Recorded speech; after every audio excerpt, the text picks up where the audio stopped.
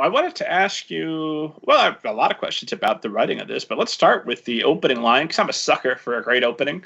I try to drill it into my head as well as the head of any writing students I have, that if you don't nail your opening, don't worry about your middle or your ending.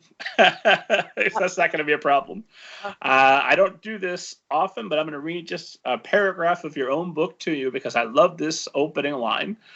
So here it is. Sometimes I wonder if the world might just look better through a rifle scope. Crisper, clearer, narrowed down, less messy. I love that. I love that opening perspective. Why was that the best place to open this novel? And how long did you spend coming up with that opening? You know, I felt I wanted something that took you straight into Jesse's head. And Jesse is a spy looking down the barrel of a gun. You're into the mission without knowing why is she looking. I wanted to have questions come up. Why is she looking through a rifle scope? Who is she to be looking through a rifle scope, and who's she pointing at? These are all the things that occur to us when we hear that.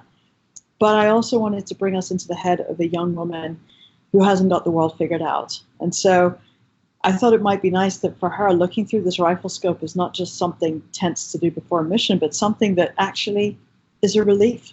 It kind of brings the world into focus, and she doesn't have to think about all the messy stuff out there. So now we're thinking, here's a girl who hasn't quite figured out the world, but she has it figured out when she's looking down the barrel of a gun.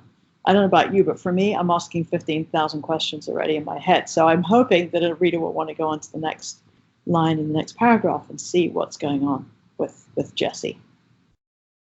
Yeah, no, right away. I know the type of character that we're dealing with. I'm encouraged to know more. Now, if the next couple of lines are, and that's why I want to take out a bunch of innocent people. Oh, well, I don't know about that, but so there is a little bit more needed. And we get there quickly. It's a wonderful opening. So how long did you spend on that, or was that always the first line? It wasn't, no. I had started with a paragraph that was a little bit more descriptive of the surroundings, the smells, because I also wanted to bring us into Jesse's head. But I think I was doing it in a little bit of a more literary way, which I don't think would have been bad, but I think this came around when I was doing my major second round of edits, when I finished my first draft. And I thought, this is an exciting story.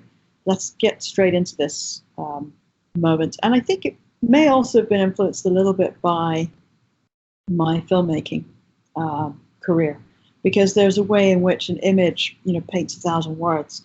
And I thought if there was anywhere where that could cross over into a novel, it should be the first line of a thriller, where you can almost see that that's the view that you have. You don't know where you are, you don't know what the operation is, but you know that you're in the middle of something that's going to get exciting pretty quickly.